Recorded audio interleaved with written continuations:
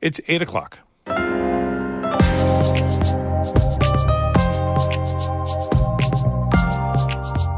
Good morning. This is Northern Light for Wednesday, September 27th. I'm Monica Sandreski. And I'm Todd Moe. The last building that was part of a Canadian police outpost at a popular unofficial border crossing in northern Clinton County was demolished this week. But in the past few weeks, we've had almost zero interception at Roxham Road. So then we started removing power and utilities, and then eventually we decided to demolish it. Governor Hochul says the looming federal government shutdown may slow progress on a new program aimed at easing the state's migrant crisis. Also, pandemic-era federal funding for childcare expires in just a few days on September 30th. That has politicians, providers, and advocates asking, what's next? The Child Care Stabilization Grant Fund is set to expire at the end of September. In New York, that means more than 250,000 children could lose care. And as part of our series on Indian Lake and its love for monarchs, Todd Moe stopped by the town library where the first annual Milkweed and Monarch Challenge has been a popular spot. All of that and more is coming up on Northern Light. Stick with us.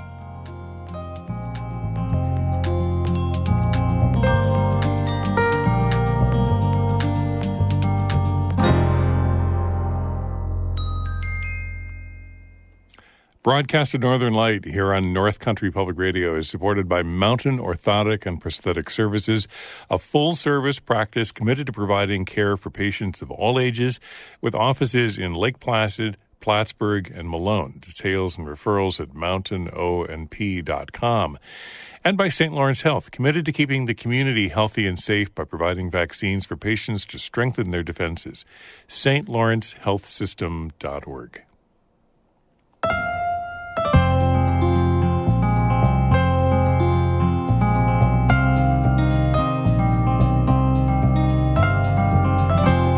This is Northern Light. I'm Monica Sandreski. And I'm Todd Moe. The last building that was part of the Canadian police outpost at a popular unofficial border crossing in northern Clinton County was demolished Monday. As Kara Chapman reports, it marks the end of an era for this part of the northern border. Starting in 2017, during the Trump administration, migrants seeking asylum in Canada started showing up in Plattsburgh and taking a taxi to a tiny dead-end road in Champlain called Roxham Road. Over 6 years, about 113,000 people turned themselves in to Canadian authorities. Many of them entered that country's more generous asylum system. But Roxham Road was effectively closed in March of this year. Prime Minister Justin Trudeau was facing pressure from Canadians concerned about the flood of migrants. So the U.S. and Canada changed a treaty governing the border. So the dynamic has changed. That's Sergeant Charles Poirier, a spokesperson for the Royal Canadian Mounted Police. He says before the border changes, 99.9% of migrants crossing into Quebec used Roxham Road. Now, it's spread across the entire territory, from the border to Ontario to New Brunswick, but predominantly in the Champlain sector. Poirier says the number of migrants intercepted at Roxham Road and elsewhere in the sector has dwindled to an average of 14 per week. At the same time, more people are heading south into the U.S. instead. Over the last several months, the RCMP started removing parts of the Roxham Road outpost and scaling back on its 24/7 staffing. It left the largest structure standing to see what would happen. But in the past few weeks, we've had almost zero interception at Roxham Road. So then we started removing power and utilities, and then eventually we decided to demolish it. Poirier says this last building is where migrants were brought in after they were arrested for crossing the border. It's where they and their belongings would get searched and where they'd wait to get transported to another RCMP facility. Local volunteer Janet McFetridge says the large steel building was more than that to the asylum seekers. She says it was a symbol of shelter and safety. You know, they'd been traveling a long time to get to that point. That was the point where their hopes that, we made it, and now, maybe we have a chance. For years, McFetridge would set up her car at Roxham Road to offer blankets, hats, gloves, and other supplies to people before they crossed the border. On Monday, she stood on the U.S. side and watched the last building get demolished. She says you could hear metal being ripped apart, see debris flying through the air, and smell the dust as it came down. So it sort of filled your senses with, wow, this building is going down quickly. It's just about gone. It's going to be completely erased. And there won't be a trace of it. Almost as if nothing really happened over those 6 years. And over 100,000 people know that's not true. McFetridge says with tens of millions of refugees on the move around the world, she's worried about people trying to cross the border through dangerous terrain. Poirier says the RCMP is concerned about people's safety too. He points to the people who've died over the last 2 years trying to cross the border and the RCMP's search and rescue efforts to find people stranded in the woods. Poirier says he wants people to know that it's not safe or easy to cross that way. He says human smugglers have abandoned people there, and he advises them to go to official ports of entry instead. Don't believe, the story that you're going to be able to cross through the woods and it's just going to be an easy walk, because it won't. It might, but it probably won't. And those people promising, an easy crossing, they're just flat out wrong. Poirier says it cost the RCMP millions to operate the Roxham Road outpost. Now, officers will monitor the area as they do other parts of the border with roving patrols and technology. So we have some tools. We know what the hot spots are. We talk with USBP every day, so we share information. So Roxham now is just another crossing, and it's not even a hot zone at this point. Poirier says a sign at Roxham Road telling people not to cross there will remain in place for now. And he says, though the RCMP is not hoping that crossings at Roxham Road will increase, the agency will rebuild facilities there if needed. Kara Chapman, North Country Public Radio. Governor Kathy Hochul says the looming federal shutdown may slow progress on a new program aimed at easing the state's migrant crisis. Karen DeWitt reports it's not clear how many federal workers on the ground would be affected. Hochul says her administration has been working with the Biden administration on how to implement a program granting temporary protective status to thousands of Venezuelan migrants so that they can begin applying for jobs. The governor says a Tuesday cabinet meeting included the president's top advisor, Tom Perez. He outlined the timetable for starting the process, which could lead to the granting of the temporary work permits in as little as 30 days, instead of the 6-month waiting period for most asylum seekers.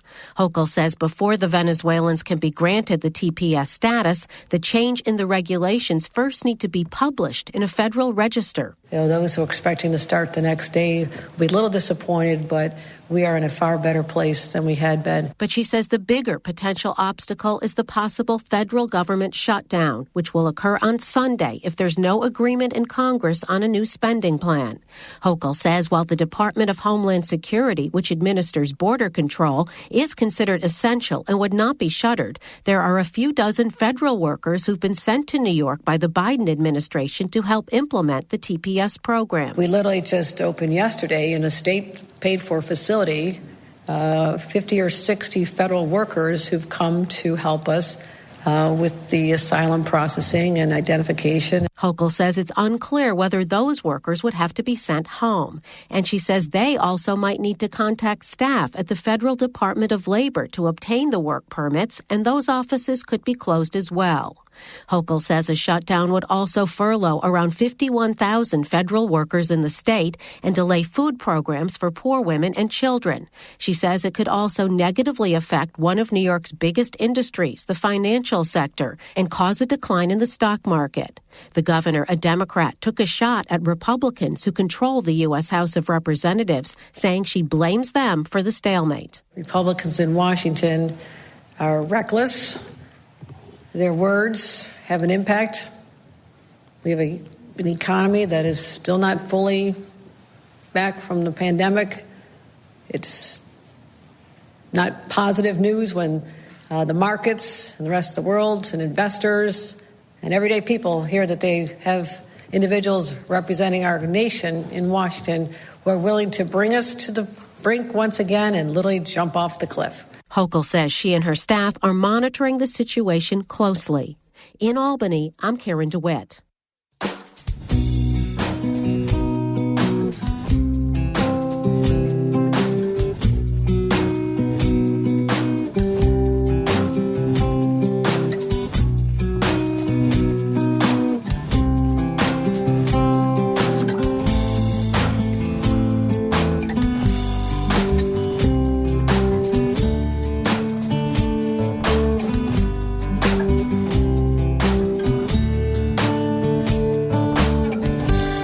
You're listening to Northern Light right here on North Country Public Radio. It is 9 minutes past 8.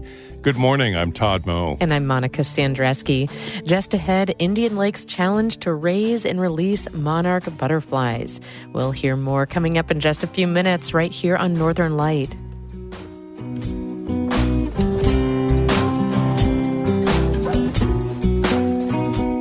Broadcast of Northern Light is supported by Blue Seed Studios, Saranac Lake, promoting community involvement in the arts on the web at bluseedstudios.org.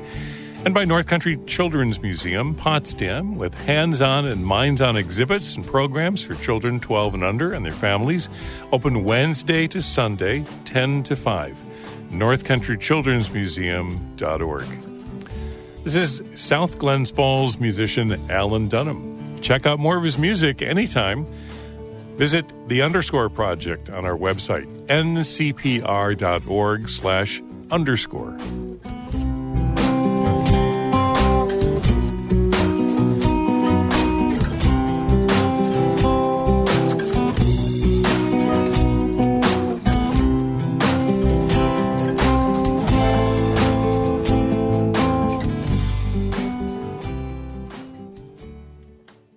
The COVID-19 pandemic revealed just how crucial childcare is to a healthy economy.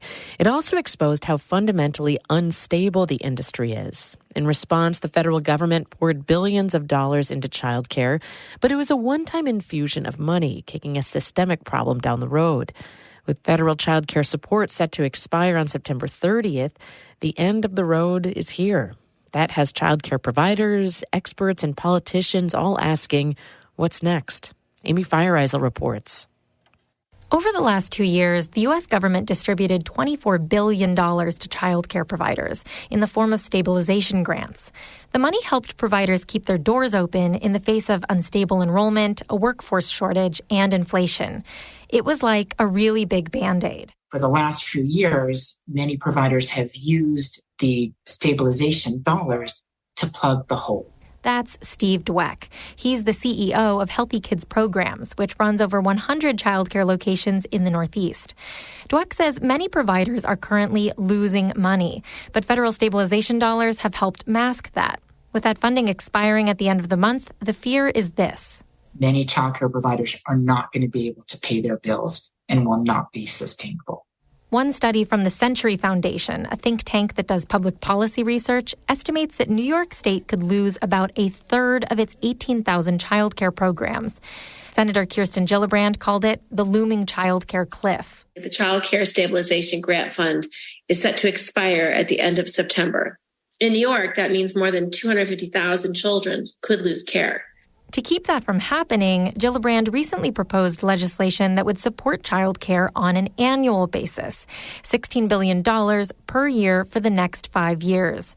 Gillibrand says access to child care is essential for working families. It allows them to succeed in their careers and continue contributing to our national economy. If this legislation passed, it would be a big step closer to the ultimate dream of many advocates, government-funded childcare, the same way we fund K-12 schools. Regardless of the income potential of the families that are enrolled there. That would be the dream, Amy. That's Alder Rose Blanchard, a childcare provider turned advocate in Saranac Lake. Blanchard thinks $16 billion a year for childcare sounds great.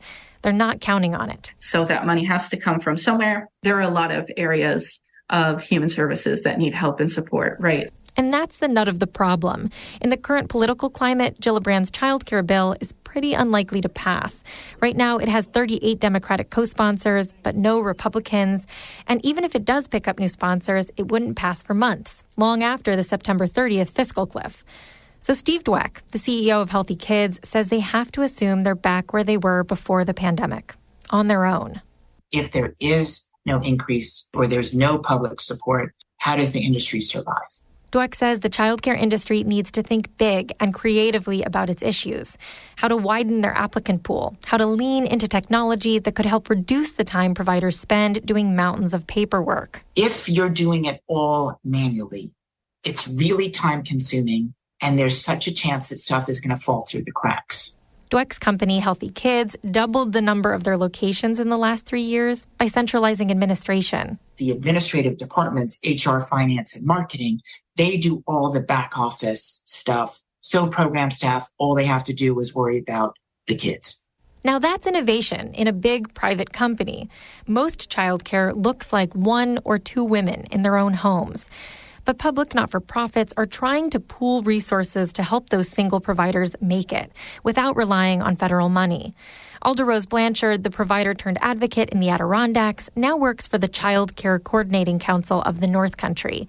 It's partnering with 2 other child care agencies and the Adirondack Foundation to establish a shared services network in 6 North Country counties. Equipment, materials, purchasing, personnel at a reduced cost to child care providers. The more that participate, the lower the rates could be. They're calling it the Northeastern Shared Services Alliance and hope to launch sometime this fall. They'll start by coordinating group purchasing for goods and services, like snow plowing and cleaning. Eventually, they want to provide administrative and tech support in the way Healthy Kids does, payroll, HR, even filing for child care assistance. Every reduction in administrative burden and cost has a substantial impact on the longevity of programs. Right now, they're negotiating with plow drivers and cleaning companies, trying to get better prices for childcare providers. They hope those local businesses will want to be part of the solution. It will need an entire community built around it that focuses on childcare as essential and valued. Of course, Blanchard says federal and state funding would help too. Either way, there's a lot of work ahead. Amy Feiereisel, North Country Public Radio.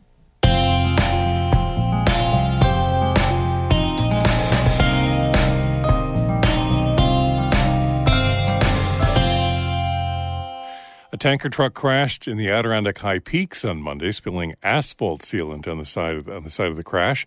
The 3,000-gallon truck overturned along Route 73 south of Keene Valley. Photos show the truck on its side and the black sealant that seeped out along the side of the road. Essex County officials say the driver only sustained an arm injury in the accident. State and local emergency crews responded to the crash and began cleanup efforts on Monday that continued through Tuesday.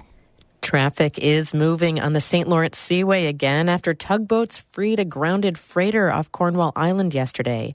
According to Seaway ship watcher Michael Folsom, the tugs floated the NACC Argonaut around 9 yesterday morning. The cement carrier had gone aground in a narrow channel between the island and St. Regis, Quebec, and sustained some damage early Sunday. The Seaway says no one was injured and the incident didn't cause any pollution, but it did block the shipping channel for more than a day, delaying more than a dozen ships. Folsom reports a passenger cruise ship headed into the Great Lakes had to turn around and return to Montreal. A Clarkson University engineering professor has been awarded a $555,000 grant from the National Science Foundation. Brian Hillenbrook's work focuses on optimizing the horizontal ribbon growth process. According to a university press release, the ultimate goal of Hillenbrook's work is to significantly lower production costs for solar cells, possibly by 75%. That could further help the U.S. achieve climate goals and advance manufacturing. Hillenbrook's project starts in November and will last 3 years. And a dirt road in Vermont is now closed to visitors because too many leaf peepers clogged the road. Non-residents are no longer allowed on Cloudland Road, which runs from Pomfret to Woodstock, Vermont. The normally quiet dirt road is home to the much-photographed Sleepy Hollow Farm, but locals say social media has overwhelmed the area. Some visitors have blocked traffic and blocked access for residents and emergency vehicles during the peak fall foliage season. The Vermont Road is now only open to residents through mid-October, and access is being enforced by local law enforcement.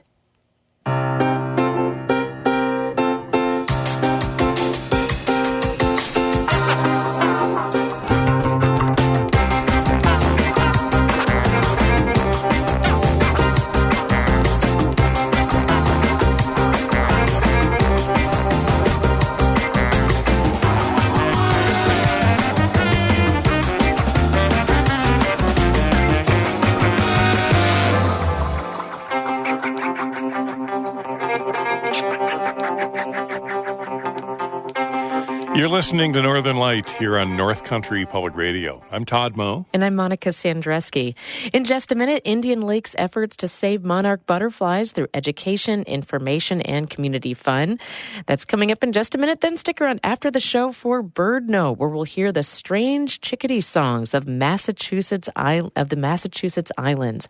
That's coming up at 8:42. But first, Todd has a look at the weather for us. Mild temperatures as we head into October. Highs today, 60s near 70 with a mix of sun and clouds. Cooler tonight, though, lows dipping down into the 30s, mid-40s. And then tomorrow, partly to mostly sunny, highs upper 60s, low 70s. Friday, partly cloudy, low 70s. Saturday and Sunday and Monday at this point, partly to mostly sunny skies, mid-70s for highs. Right now, clouds 42 degrees in Canton. There are many communities in the North Country doing their part to save the monarch butterfly. Schools, clubs, libraries, and homeowners have created or converted green spaces into milkweed havens for monarch caterpillars. Indian Lake has emerged as an Adirondack stronghold for the endangered monarch butterfly, thanks to a crew of volunteers from school kids to town leaders to a library full of resources. And as part of our series this week on Indian Lake and its love for monarchs, our Todd Moe stopped by the town library, where the first annual Milkweed and Monarchs Challenge has been a popular spot. You want to get home? So, Elsa, how are you doing? Walk into the Indian Lake Library, and the first thing you'll likely notice is a mesh butterfly house and lots of reminders about the Indian Lake Monarchs and Milkweed Challenge. Visitors like Caitlin Stewart pick up a list of tasks, all related to butterflies. Describe what a milkweed flower smells like. And I imagine that participants of this challenge would go in, take a big sniff, and then try and put into words what that smells like. Now I'm totally going to do this. Yeah. Yes. How would you describe it? It smells like heaven. Like heaven?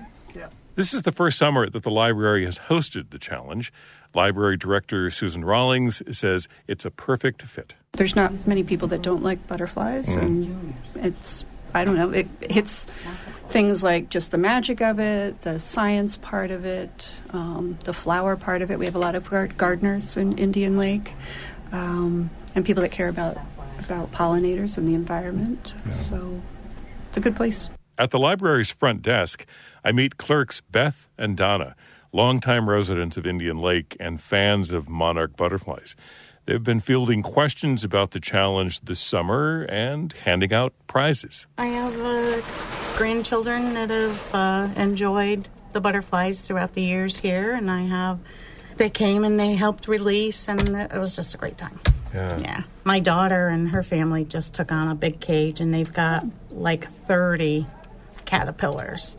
Why are you so excited about helping out with this butterfly project? Because your granddaughter is excited about it? Well, of course she is, but it's always just so amazing. We've been doing it for years, even before she even existed, and it's just an amazing process, and yeah, I've always been interested in it, but it makes it more exciting. The challenge takes visitors through the library, outdoors, maybe to a local pollinator garden or trail. Milkweed, butterflies, and the challenge have all been a boon to the town this summer. Christine Pouch, Economic Development Manager for Indian Lake, hands out butterfly pins to anyone who wants one. She knows a lot about marketing and social media, but when it comes to the iconic monarch, I've never really paid attention to butterflies. I didn't know that there were different kinds of butterflies. Daisy said they're not here yet. I started looking all the time, like, where are they? Where are they? I started getting nervous, and then the very first one I saw was caught in a spider web, and I was like, oh, gosh. But then I saw more, and today was the first time I saw a chrysalis. And I'm like, what is that? I'm Caitlin Stewart. I manage the Hamilton County Soil and Water Conservation District. This is the very first year that we are piloting the Caring Through Conservation mini grant. We are earmarking $10,000 for up to 5 projects, $2,000 each. So it is such a joy And I am filled with excitement to see these funds put to such good use. And what Indian Lake has modeled is how a community comes together. The library is the heart of it. The economic development and tourism is part of it. The locals, the children, the town supervisor, all coming together to support this initiative. Indian Lake's Monarch Mania even includes the town's leadership. Supervisor Brian Wells hosts occasional butterfly release parties at his office, and he admits to being amazed at how caterpillars and butterflies have united the community. I don't know, it just took off, no pun intended. Yeah, it did. It took off. Took flight. It took flight, yes. Very good. And I think everybody's behind it. The kids love it. Adults love it. I mean, the first time we went around before COVID kind of put the damper on everything, there was quite a few places raising monarch butterflies. Daisy got us started in the town hall, and we're doing it again this year. So, yeah, it's great. We really appreciate her efforts. Yeah. Everybody's efforts. So before my first opportunity to release a newly emerged monarch butterfly, organizer Daisy Kelly pauses when I ask her how the project got started. She tells me her mother, a retired teacher, always tended a pollinator garden in her front lawn. Daisy Kelly says the idea was a gift from the universe and her way of giving back. Somehow I got in the path of a gift from the universe, and the butterflies are there, and the people who want to help them and who are so impressed with the stages of the life cycle and the amazing changes. I got to hand this gorgeous gift off to all these other people, and you've seen their reaction today, and they're handing it all off to each other. So that's the magic of the whole project. All right, Todd, you want to try it? Oh, sure I will. Yeah. Just tell me what to do. So you put your finger right in front of it, and usually it'll crawl right onto your finger. Look at that. And we'll open the door. No, not yet, not yet. Wait till we go outside. Here it comes, here it comes. Take one last look at the library. Adios. Bye-bye. Happy flight. Wow. Adios. Free at last. All right. Wow, that was cool.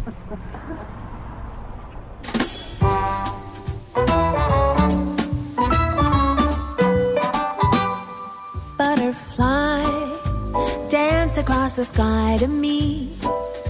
Come and spend some time with me. I promise not to pin you down or even frown if you have to fly away into someone else's dream. Come and spend some time with me. Linger just a little while, butterfly style, for you flitter away. I used to think that butterflies were meant for catching, till the time I caught one in my net. Took it home and tried to make it happy, but the very next day, the next day it was dead.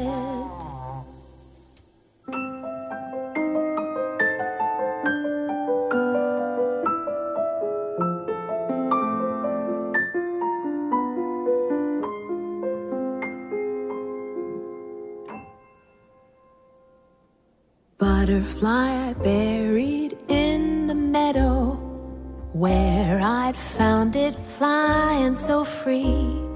After that, I learned my lesson. If you love a butterfly,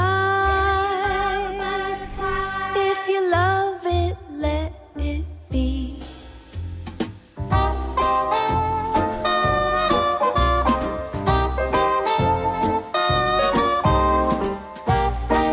That's Pink Martini, the Butterfly Song.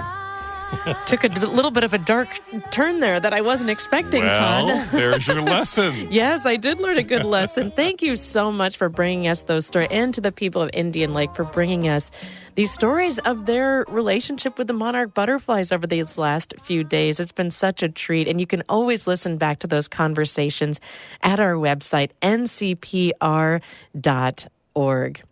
We are wrapping up the show for the day. Morning Edition continues in just a couple of minutes. Then join us for an important conversation later this morning on 1A. President Biden pushed to make universal preschool a key part of his economic plan, but Congress was too big a hurdle to overcome. Now governors are stepping in. So next time on 1A, how states are using universal pre-K to get parents back to work and shore up public school systems. That's a conversation between 10 and noon right here on NCPR. I'm Monica Sandreski.